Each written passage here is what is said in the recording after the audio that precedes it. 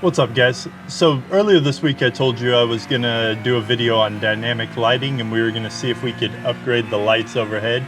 And I'm gonna just coast through this little section here, and you're gonna see the Govee lights react pretty well because of how you're able to set them up in SimHub. And my overhead custom light boxes aren't necessarily as responsive or as detailed, and they catch a lot of light from a lot of different areas, so I don't necessarily get the effect that I want from them. So today we're going to see if we can solve that. I'll also show you guys the new design for the light boxes. Not necessarily as excited about that, but let's jump into SimHub and let me show you how this current setting works. Real quick, before we go into SimHub, let me explain this lighting setup to you because it probably looks like overkill for most people, and it is. For me, I chose to go a little bit extreme because I like to make POV sim racing videos, and rather than using a big glow light and stuff, I wanted the light to be dynamic and work with the scene. So in order to provide the camera with enough lighting, I had to go a little bit overkill. Ultimately, you could choose to use either the Govee lights, which I have one here on the left, two in the middle, and one on the right, or your own custom light boxes, as you see here, and the main thing we're focused on today. So basically, all in all, I'm running 7 lights to provide enough light into the cockpit for the camera. When I'm not filming or doing other things, I turn these down, and it creates like a really, really nice, clean, dynamic lighting. But when I'm running the camera, I have to go a little bit overkill to be able to feed that same light into the camera and still have it be dynamic for you guys. Now let me show you the light boxes. First off, you'll notice these big bulky boxes here. This is what the light boxes used to look like. And if I remove them, you'll see I've made them quite a bit smaller, a little bit more low key, and they just overall look a lot cleaner. And in each of these boxes is an LED matrix. So for this one, I believe these are 56 LEDs per side. So 112 in total between the left and the right sides. These are the new custom printed boxes. I think they look pretty sweet.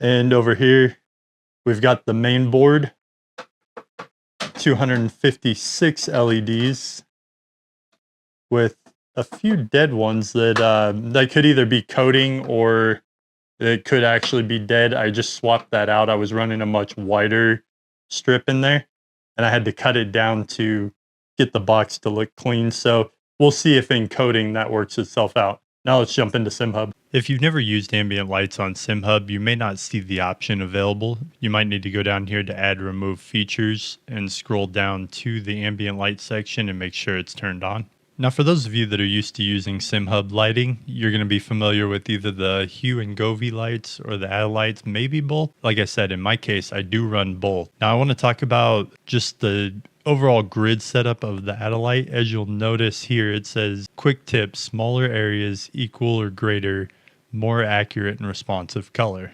Now, I use grayscale because I don't want a bunch of random colors in the cockpit. I need the white light, especially when I'm filming. But in this case, I still want to be as accurate as I can.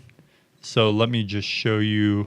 You'll notice these little white dots here. These are the grab points, and I've made a very, very fine grid and placed them in 2 clusters. This is all 4 Govee light bars grab points, and they're clustered together so that I'm not getting a lot of random information and stuff like that. And you want to make sure that you get a very tight grid point. You don't want to have grab points all over the place, and you don't want to have them in random locations. You don't want to have them spread out too much because then your lights aren't going to react properly, and you're just going to end up with a mess of lights that comes from all over the place all the time. And when you go into a shadow or into the dark or anything like that, it's still going to be picking up light from places you don't want it to. So that's pretty much what my current setup with the Hue lights looks like. Now, when we go over to Adalight, the typical Adalight layout that's been used in the way that it's been set up, first off, isn't very friendly to LED matrix, and I think LED matrix are the way to go with this. So you'll notice here this U shape, and this is basically 256 grab points for the LEDs that are in a shape that's not really going to allow me to get the most accurate information. As you can see on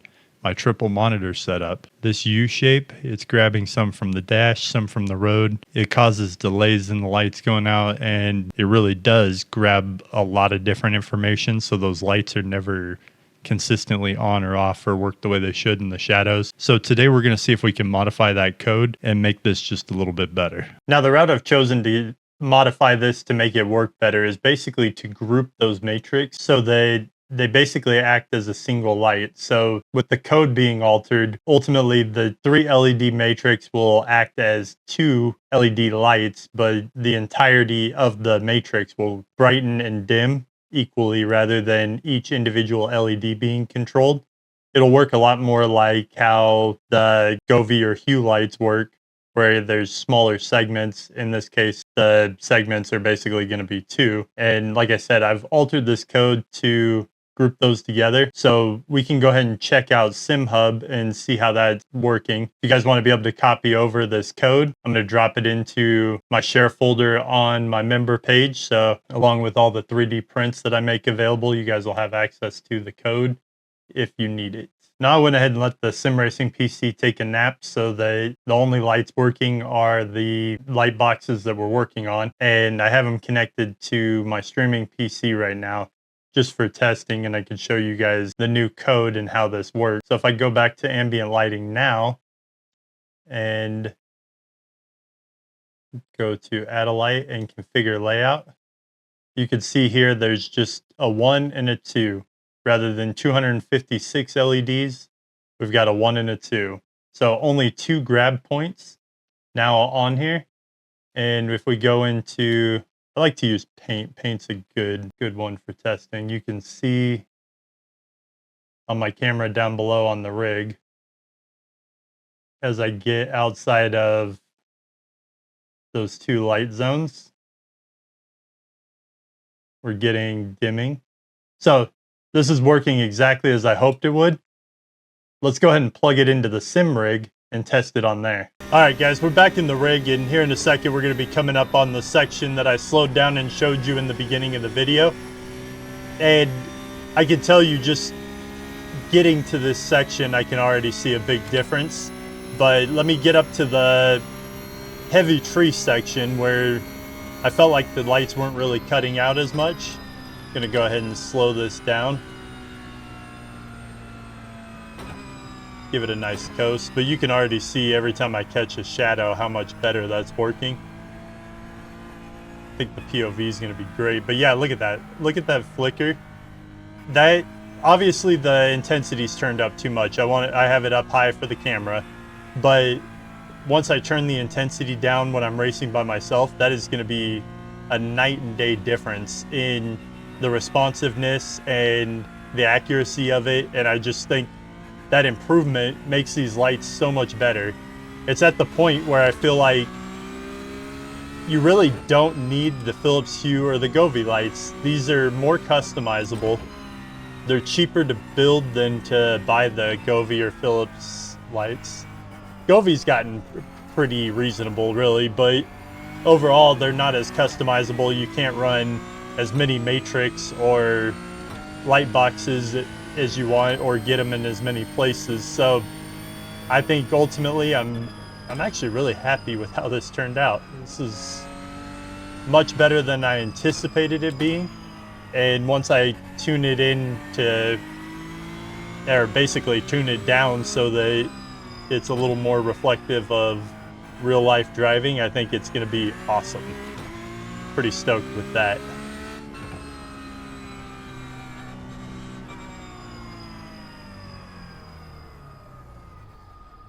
I'm not really sure that project could have gone any better. Like, that turned out awesome. It worked exactly how I hoped it would, almost better than I hoped, and I'm totally stoked with that. That being said, some of the upcoming projects might be a little bit of a challenge. As I mentioned in my last video, I'm going to do a new lap timer, kind of a race logic style. And those resources already exist, so I'm just going to use the resources available to me, and I'll share the process with you guys. I'm not going to reinvent the wheel for something that somebody's already done great. But at the same time, I do want to build it myself.